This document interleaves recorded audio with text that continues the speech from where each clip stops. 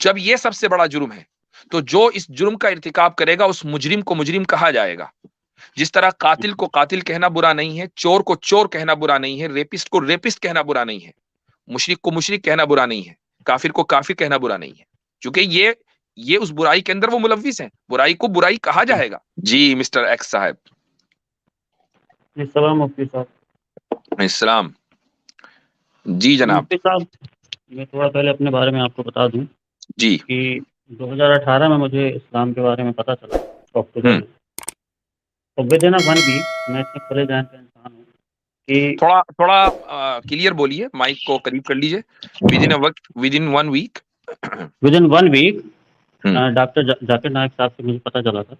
جی اور with in one week میں نے یہ ایکسیپٹ کر لیا کہ دیر از ون گاڈ اور باقی جی. چیزیں. جی میں زیادہ اوپنلی نہیں بول سکتا بیکاز آئی ایم ٹھیک. Belong to very communal area. ٹھیک ہے. But I can not practise. So یہ میرے ذہن میں جب سے گھر کر رہی ہے کہ اس کا کیا مسئلہ میں کیسے حل کروں.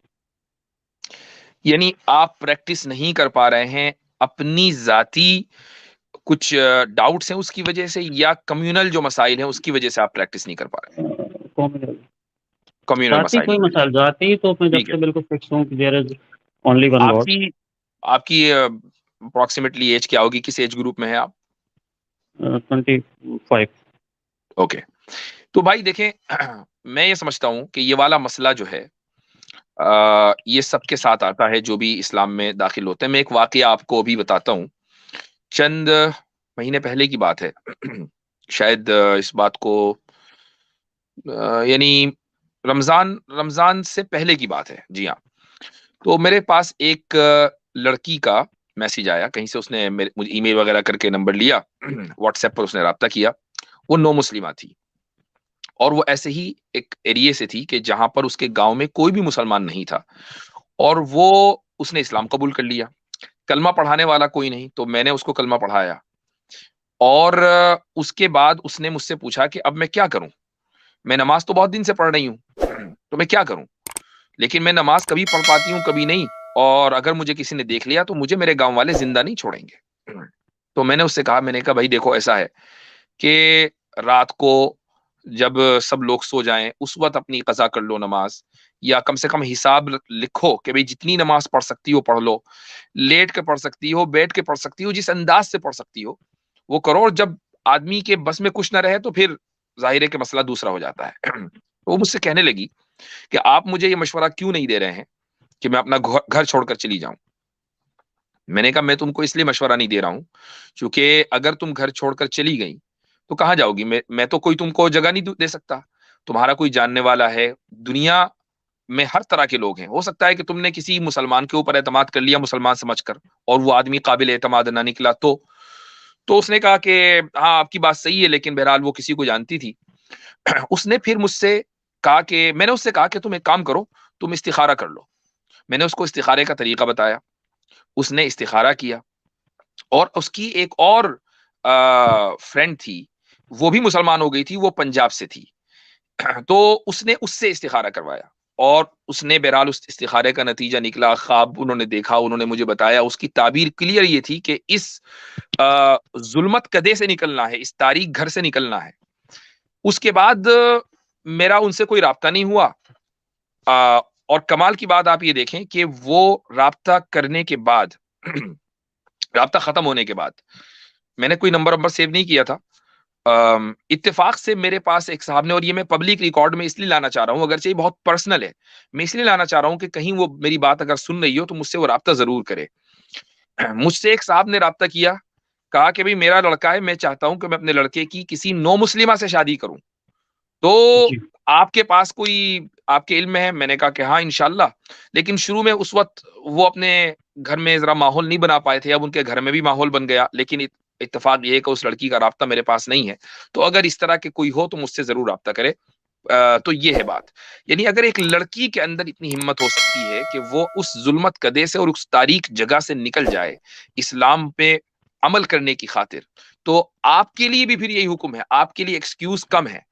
کہ آپ کو پریکٹس کرنی ہے اور آپ اس دین کو حق سمجھتے ہیں اور آپ یہ سمجھتے ہیں کہ نجات اسی میں ہے، اس کے علاوہ کوئی دوسرا راستہ آپ کو جنت میں نہیں لے جا سکتا، آپ کے گناہ نہیں بخشوا سکتا، تو پھر آپ کو وہ قدم اٹھانا پڑے گا کہ جو قدم آپ سے پہلے صحابہ کرام نے اٹھایا اس دین کی خاطر. اوکے. ٹھیک ہے میرے بھائی؟ جی، اور میرے دماغ میں 2-3 کوشچن تھے. جی جیسے آپ یہ جو قرآن پڑھتے ہیں، تو اس میں جگہ جگہ جب کافرز کی بات آتی ہے تو ان کو جگہ جگہ بہت مطلب نیچا دکھایا گیا ہے. تو جب ہوں ایسے اگر کوئی نان مسلم ایسا پڑھے گا تو وہ کیسے اس پہ کھلے ذہن پہ آئے گا؟ جیسے اگر ہم کسی کو گالی دے کے اگر بلائیں گے اپنی طرف تو ہمیں خراب سمجھے گا نا. دیکھیں، یہ جو سوال آپ کے ذہن میں آیا وہ اس لیے آیا چونکہ آپ یہ سمجھ رہے ہیں کہ قرآن نے کہیں گالی دی ہے. نہیں، قرآن جگہ نے جگہ یہ گالی مطلب وہ نہیں، ویسی گالی نہیں، مطلب یہ کہا ہے، برا کہا ہے ان کو. برا کہا ہے. کیا جی. برائی کو برا نہ کہا جائے؟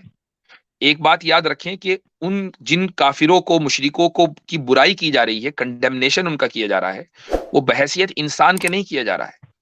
اس لیے ان کو یہ نہیں کہا جا رہا کہ یہ برے لوگ ہیں، یہ کہا جا رہا ہے کہ یہ برے مشرک ہیں، یہ برے کافر ہیں. ان کا وہ ایڈجیکٹو بیان کیا جا رہا ہے، ان کی وہ صفت بیان کی جا رہی ہے جو ان کو برا بناتی ہے. ایک قاتل کو اگر آپ قاتل کہیں گے تو کیا یہ کہا جائے گا کہ نہیں آپ نے تو بہت اس کی شان میں گستاخی کر دی، قاتل کو قاتل نہیں کہنا چاہیے؟ مجھے ایک بات بتائیں، آپ کو اللہ تعالیٰ نے ایمان کی دولت سے نوازا ہے، کیا اس دنیا میں بحیثیت انسان کے اللہ کا انکار کرنے سے بڑھ کر کوئی جرم ہو سکتا ہے کہ جس نے آپ کو پیدا کیا اس کا آپ انکار کر دیں؟ کیا اس سے بڑھ کر کوئی جرم ہے؟ نہیں. جب یہ سب سے بڑا جرم ہے تو جو اس جرم کا ارتکاب کرے گا اس مجرم کو مجرم کہا جائے گا. جس طرح قاتل کو قاتل کہنا برا نہیں ہے، چور کو چور کہنا برا نہیں ہے، ریپسٹ کو ریپسٹ کہنا برا نہیں ہے، مشرک کو مشرک کہنا برا نہیں ہے، کافر کو کافر کہنا برا نہیں ہے، کیونکہ یہ اس برائی کے اندر وہ ملوث ہیں، برائی کو برائی کہا جائے گا. جی. اور جیسے اچھا، ہم ایک انڈیا اور جملہ، یہ سب مسٹر ایکس بھائی، کانٹیننٹ میں ہم دیکھتے ایک ہیں. جملہ ایک جملہ بولا، سوری میں بات کاٹ رہا ہوں، مسٹر ایکس بھائی، ایک جملہ بولا جاتا ہے، بڑا مشہور ہے. وہ جملہ بولا جاتا ہے کہ نفرت جرم سے ہوتی ہے، مجرم سے نہیں ہوتی، جرم سے ہوتی ہے. تو قرآن میں بھی جتنے صیغے استعمال کیے گئے ہیں، چاہے کہ منافق ہے، کافر ہے، فاسق ہے، یا اور اس طرح کے جو صیغے استعمال کیے ہیں، وہ صفاتی صیغے ہیں. صفاتی صیغوں سے مراد یہ ہے کہ کسی بندے کا اختیاری عمل ہے جس وجہ سے اس کو ملائن یا کرٹیسائز کیا جا رہا ہے. اگر وہ عمل چھوڑ دے گا تو وہی انسان ہوگا جس کی تعریف ہو رہی ہوگی. قرآن میں اللہ تعالیٰ کہتے ہیں، اعوذ باللہ من الشیطان الرجیم، لقد خلقنا الانسان فی احسن تقویم ثم رددناہ اسفل سافلین. ایک ہی شخص تھی، ایک ہی چیز تھی جو احسن تقویم تھی، اور وہی چیز تھی اپنے اعمال کی وجہ سے اسفل السافلین بنی. تو یعنی انسان ایک ہی ہے، اس کے عمل طے کرتے ہیں. ایسی صورت میں اگر اس کو نکارا جائے، کرٹیسائز کیا جائے، تو اس کو یہ نہیں کہنا چاہیے کہ یہ مجھے کرٹیسائز کیا گیا لہذا وہ کیسے پاس آئے گا.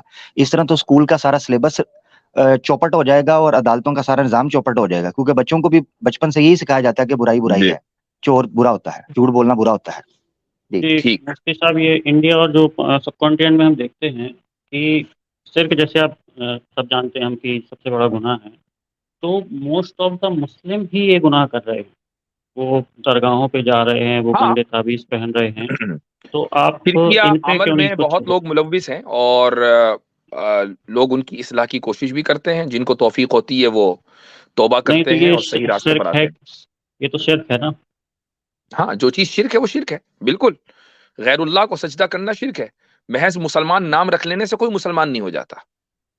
جی. آپ کسی مسلمان کی فیملی میں پیدا ہو گئے اس لیے آپ مسلمان نہیں ہیں. مسلمان آپ ہیں اپنے عقیدے کی وجہ سے. آپ اگر مسجد نہیں کعبے کے اندر بھی پیدا ہوئے اور آپ غیر اللہ کو جا کر سجدہ کر لیں تو آپ مسلمان نہیں ہیں. شکریہ.